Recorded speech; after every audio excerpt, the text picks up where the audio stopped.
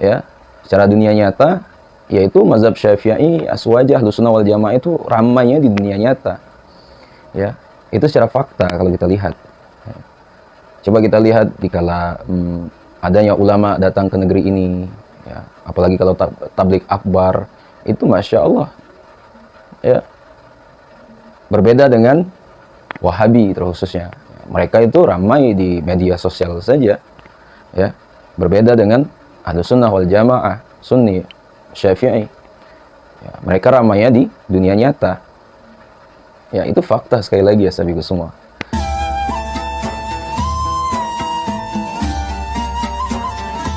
Bismillahirrahmanirrahim. Alhamdulillahilladzi an'amana bi ni'matil iman wal islam. Wa nusalli wa nusallimu ala khairil anam Sayyidina wa maulana Muhammadin wa ala alihi wa sahbihi ajma'in, amma ba'du. Ashabiku semua dimuliakan Allah Subhanahu wa taala. Dalam panduan buku sejarah yang dipelajari di sekolah-sekolah negeri, diterangkan bahwa masuknya Islam ke Indonesia itu dibawa oleh para pedagang dari Gujarat, India. Sebenarnya mereka adalah para ulama yang datang ke Indonesia untuk berdakwah secara murni. Namun, karena melihat sektor perdagangan lebih memungkinkan untuk dijadikan batu loncatan dalam mengenal kultur masyarakat, maka dari sektor inilah para ulama asal Gujarat tersebut memulai langkah dakwahnya. Nah, sahabatku semua dimuliakan Allah, jika ditarik garis ke atas dari segi nasab, ternyata para ulama asal Gujarat yang dimaksudkan adalah keturunan dari bangsa Arab yang hidup di negeri Yaman, tepatnya dari daerah Hadramaut. Umat Islam di daerah Hadramaut ini mayoritas bermazhab Sunni Syafi'i, beraqidah Ahlussunnah wal Jamaah, dan beribadah menggunakan tata cara mazhab Syafi'i. Ya sahabatku semua dimuliakan Allah, bermula dari para ulama asal Hadramaut, mereka menyebarkan agama Islam ke wilayah Asia lewat sektor perdagangan. Pada akhirnya mereka masuk ke negeri India. Umumnya, para ulama asal Hadramaut ini datang tanpa disertai keluarga. Hingga akhirnya mereka melaksanakan pernikahan asimilasi dengan para wanita setempat. Dan ya, melahirkan para ulama dari pernikahan campur berdarah Arab wa Gujarat. Islam pun berkembang di Gujarat dengan nuansa mazhab Sunni Syafi'i. Pada era berikutnya, sahabatku semua, para ulama dari keturunan asimilasi Arab Gujarat inilah yang membawa Islam ke Asia Tenggara, termasuk Indonesia. Karena masuknya Islam ke Indonesia juga dibawa para ulama asal Arab Gujarat dan diperkenalkan kepada masyarakat melewati sektor perdagangan serta pernikahan asimilasi dengan wanita Indonesia, maka Islam asli Indonesia pun bermazhab Sunni Syafi'i. Ya. Demikian ini selaras dengan Islam yang ada di Hadramaut Yaman sebagai induk utama. Ya. Bukti real yang tidak bisa dipungkiri adalah masih banyak penduduk Indonesia hingga saat ini yang beretnis Arab. Ya. Namun lebih dominan menggunakan bahasa Indonesia. Ya. Mereka pun masih memiliki datuk-datuk yang berada di Hadramaut. Ya, sahabatku semua dimuliakan Allah, etnis Arab yang berada di Indonesia itu sering disebut dengan istilah kalangan habaib dan masyayikh, ya. Atau dalam konteks ini lebih tepat disebut sebagai warga Arab Indonesia.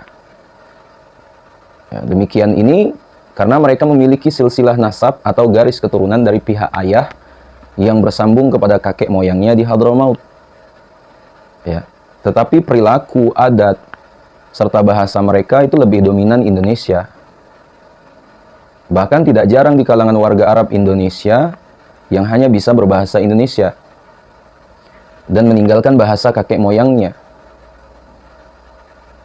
Ya, sabiku semua dirahmati Allah Subhanahu wa taala, dan juga Wali Songo itu termasuk warga Arab Indonesia, keturunan Hadramaut.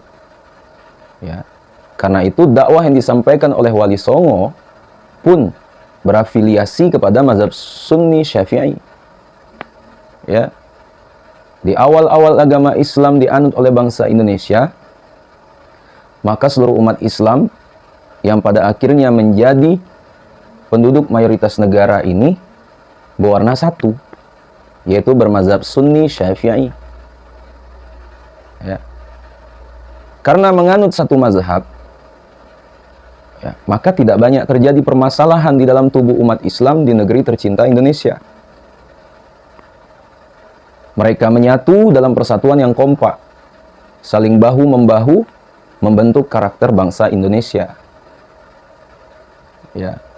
Demikianlah hingga datang Belanda yang dimana berusaha menjajah bangsa Indonesia dari segala sektor, termasuk pada bidang keagamaan. Ya, sabiku semua dirahmati Allah. Karena pengaruh penjajah Belanda yang sengaja berusaha memecah belah umat Islam, ya mulailah bermunculan beberapa perbedaan pendapat di antara tokoh-tokoh Islam. Bahkan perbedaan tersebut berpengaruh pula di kalangan awam umat Islam. Lebih parah lagi, ya sabiku semua, di saat penjajah Belanda telah pulang ke negara asalnya, ya mereka menyisahkan warisan perpecahan di kalangan umat Islam dengan bermunculannya aliran demi aliran yang menyebar di kalangan umat Islam, ya, di luar konteks Sunni Syafi'i. Ya, bahkan tidak jarang aliran yang baru bermunculan, ya, tiba-tiba berusaha menafikan eksistensi mazhab Sunni Syafi'i dalam menjalankan amaliyah sehari-hari bagi individu setiap muslim. Ya.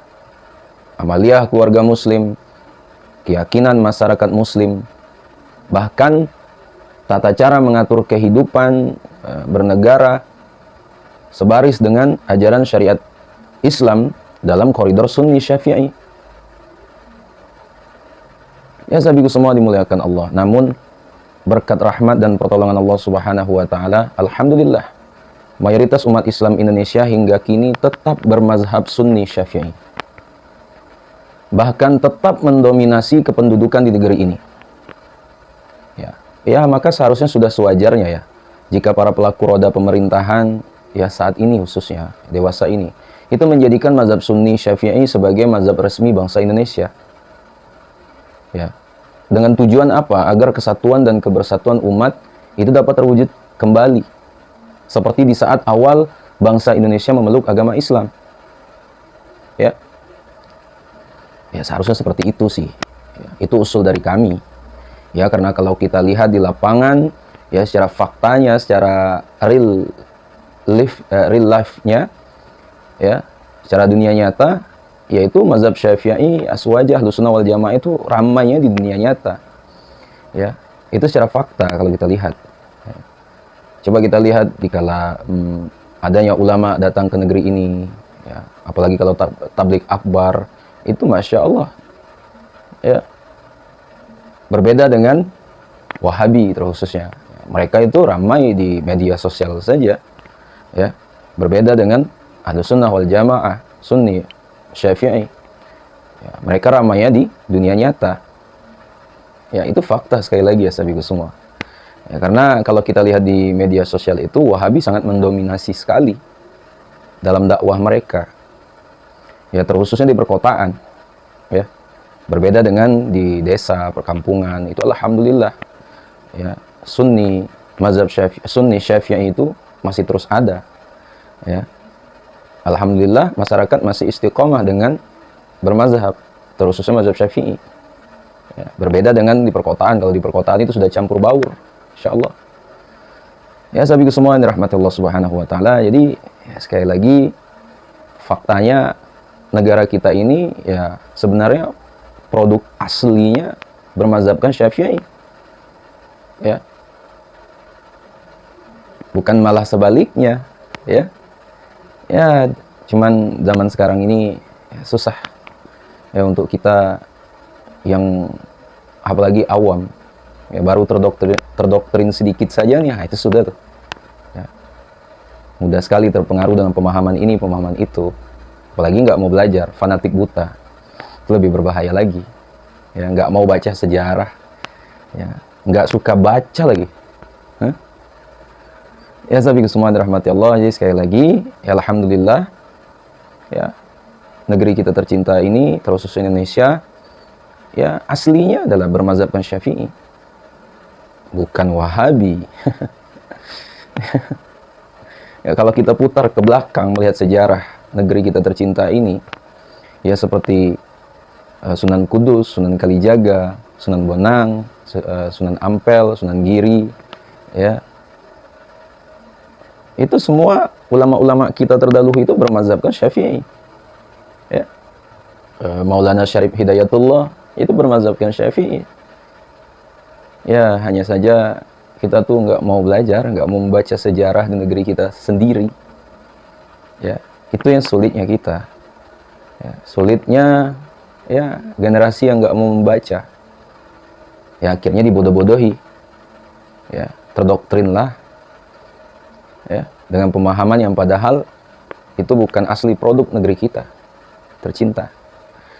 Ya, sahabat semua dimuliakan Allah, mungkin itulah dapat kami sampaikan. Sekiranya video ini bermanfaat, jangan lupa share kepada orang kita cintai, dan juga jangan lupa share ke akun media sosial kalian yang lainnya agar jauh lebih bermanfaat lagi. Wallahualam, assalamualaikum warahmatullahi wabarakatuh.